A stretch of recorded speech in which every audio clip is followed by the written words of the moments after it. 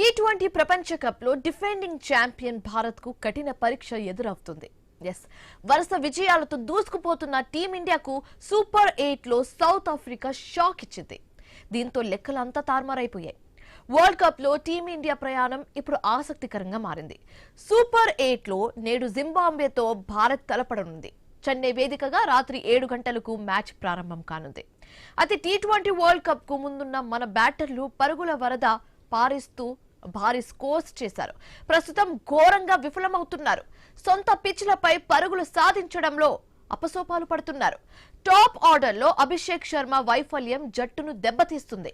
3 matches లో 0కే out అయి అభిషేక్ సఫారీలపై ఖాతా తెరిచాడు.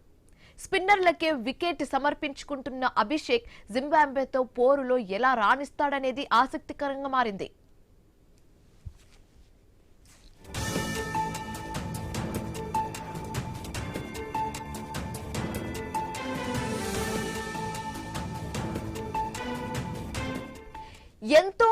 అంతో ఇంతో రాణిస్తున్న ఇషాన్ కిషన్ దక్షిణాఫ్రికాతో పోరులో డకౌట్ అయ్యాడు. తిలక్ వర్మ బ్యాట్ దులిపేస్తాడనుకున్నాము. 3 లెఫ్ట్ హ్యాండర్స్ తో కూడిన టాప్ ఆర్డర్ లోపాలను అంచనా వేసిన ప్రత్యర్థి జట్లు స్పిన్ తో దెబ్బతీస్తున్నారు. అయితే ఈ నేపథ్యంలో సీనియర్ బ్యాటర్ శాంసన్ ను తీసుకుంటే లెఫ్ట్ రైట్ కాంబినేషన్ లో దాడికి దిగవచ్చని టీం మేనేజ్మెంట్ ఆలోచిస్తుంది. సుందర్ స్థానంలో అక్షర్ పటేల్ జట్టులోకి వచ్చే అవకాశం ఉంది. ఎక్స్ట్రా స్పిన్నర్ రూపంలో కుల్దీప్ యాదవ్ ను తీసుకునే అవకాశం కూడా ఉన్నట్లుగా తెలుస్తుంది. అలాగే సెమీస్ కు చేరాలంటే బ్యాటర్లంతా సమిష్టంగా రాణించాల్సిందే. సో ఇదే అంశానికి సంబంధించి ప్రస్తుతం మాట్లాడడానికి మనతో జాయిన్ అవుతున్నారు స్పోర్ట్స్ అనలిస్ట్ వేణు గారు. ఆయనతో మాట్లాడదాం. నమస్తే వేణు గారు. అందరికీ నమస్తే అండి. సో ఇప్పటి వరకు జరిగిన మ్యాచెస్ ఓ ఎత్తు అయితే ఇప్పుడు ఈ రోజు సాయంత్రం 7 గంటలకి చెన్నై వేదికగా జరిగే మ్యాచ్ ఇంకో ఎత్తు అని చెప్పొచ్చు. So team in India versus Zimbabwe అంటే అది ఒక పెద్ద అంటే చాలా 1000 కళ్ళతో ఎదురు చూస్తున్నారు ఆడియన్స్ కూడా, ఫ్యాన్స్ కూడా. ఏమవుతుందో టెన్షన్ తో, because it's huge match and చాలా టఫ్ మ్యాచ్ అని కూడా చెప్పొచ్చు. So what you have to say about this? Tough match, serious గా తీసుకోవాలి, కానీ భయపడాల్సిన అవసరం లేదు. Even against south Africa poor strategy, poor application వల్ల ఆ మ్యాచ్ ఓడిపోయాం. ఇప్పుడు ఆ అడ్వర్టైజ్మెంట్ లో చూపించినట్టు ఫుల్ హీటింగ్ అన్నది ఈ పిచ్చెస్ మీద అంత ఈజీగా అయ్యే పని కాదు. ఫస్ట్ మీరు ఆశ్చర్యం చూడండి, బుమ్రా కూడా ఆ విధంగానే అవుట్ అయ్యాడు. ప్రతి బ్యాటర్ అవుట్ అయింది ఒకే షాట్ తో. So it shows lack of flexibility, lack of adaptability.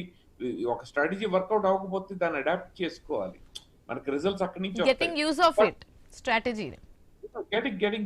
Use to it, adaptation కావాలండి. మనిషికి దేవుడు ఇచ్చిన ఫస్ట్ బేసిక్ స్ట్రెంగ్త్ ఏంటి? మనకి వర్కౌట్ అవ్వకపోతే ఏదైనాను మనం వేరే దారి వెతుక్కుంటాం. అది కూడా వీళ్ళు చూపించలేదు. అందరూ యంగ్స్టర్స్ ఉండటం వల్ల ఈ ప్రాబ్లం అవుతుంది. బట్ ఐ డోంట్ సీ, అంటే మన సునీల్ గవాస్కర్ అన్నట్టు it is a blessing in disguise.